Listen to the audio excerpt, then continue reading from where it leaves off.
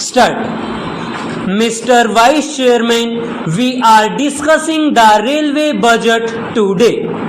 This railway budget will open a new chapter in the history of this house, a chapter which is of a very discouraging nature. The budget has been presented for the first time in this house by minority government. So the people of the country do not find any improvement or and future with this budget, because in every budget there is a political will behind the budget. But in this budget we are not see any political will for the development of railways in the country. The Indian Railways are the biggest public enterprise in the country. It is the largest in Asia and the second largest in the whole world, managed by a single management. It plays a very vital role in the field of economic development of the country.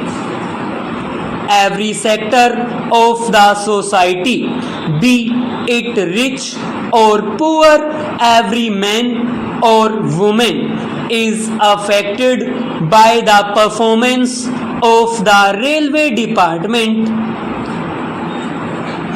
Madam, this budget generally covers shelf of the economic of the country and affects the people in their multifarious problems. In this budget, the railway minister claims that he has given relief to the weaker sections, which is not true. The exemption in the railway freight for the essential commodities is of peripheral nature. This kind of exemption is a poor consolidation, because these articles are already bearing fairly heavy freight charges. I had considered the railway minister to be a very dynamic person earlier. Now that impression has been taken away from my mind by his presenting this kind of a budget in this house. He has committed a great mistake by increasing the passenger fares and railway freight rates at a time when the rate of inflation is already high.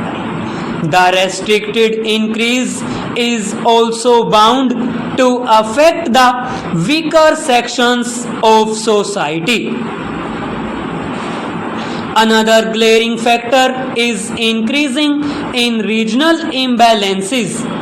For example, the southeastern region has been badly neglected in many respects so far as railway development is concerned.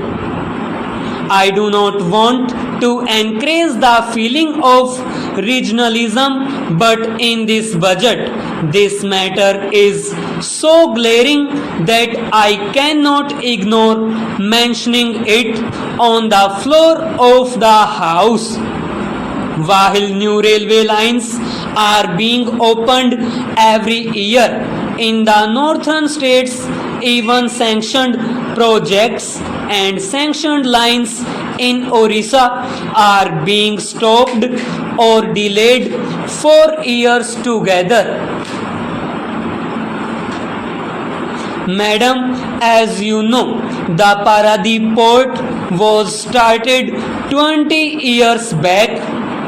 In order to connect Paradip port with the hinterland of ore mining areas, a railway line was started some 16 years back.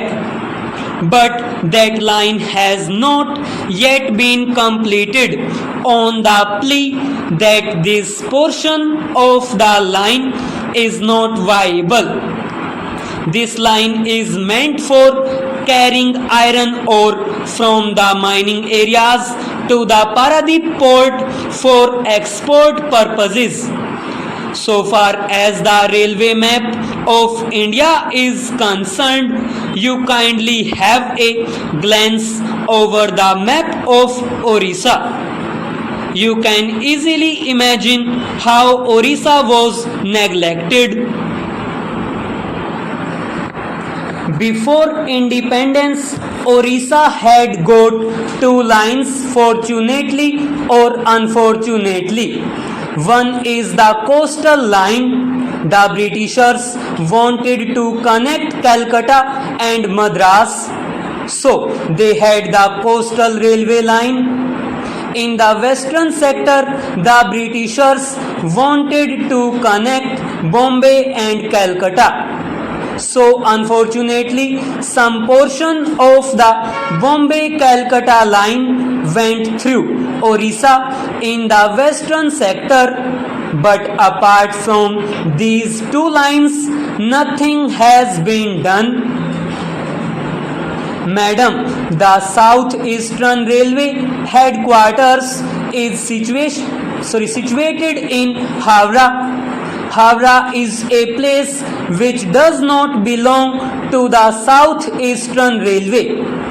The people of Orissa have been claiming and demanding since long to shift this headquarters from Howrah to Orissa because the major portion of the South Eastern Railway is in Orissa. But up till now, the government has not taken any steps to shift this headquarters to Orissa. Last year, in the Orissa Assembly, there was a unanimous resolution in the House to shift this headquarters from Calcutta to Bhubaneswar or Cuttack. But nobody has given any importance to this demand. In the last elections, we faced a lot of trouble. Of course, the government in Orissa now has promised to the people that it will fulfill this demand, a long-standing demand which Orissa has been demanding for 40 years, to shift this headquarters from Calcutta to Bhubaneswar. It is to be seen how the government of Orissa and the government of India help in the shifting of the headquarters in Orissa.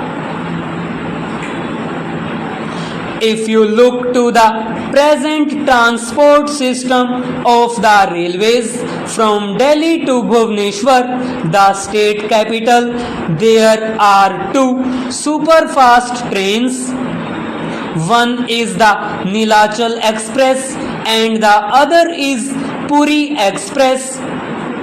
They have been named superfast, but while the Puri Express takes 32 hours at the minimum from Delhi to Bhubaneswar, the Nilachal Express takes 36 hours. While these trains have been named as super fast trains, actually they are super slow trains. There is another train coming from Puri. It is named as Utkal Express. We call it Bharat Darshan train. This train starts from Puri in the morning and it again enters Orissa the next day. It starts from Puri, goes to Kharagpur and then to Tatanagar, and next day at about 2 o'clock again enters Orissa. It touches West Bengal, Bihar, Madhya Pradesh, Rajasthan, Uttar Pradesh, Haryana, and then come to Delhi. So, this is perhaps the national integration train. It takes 52 hours to reach Delhi. Now, I would make one submission to the Honorable Railway Minister regarding the retiring members of the House. Since long they are demanding railway pass for their journey. Up till now, the government has not considered it.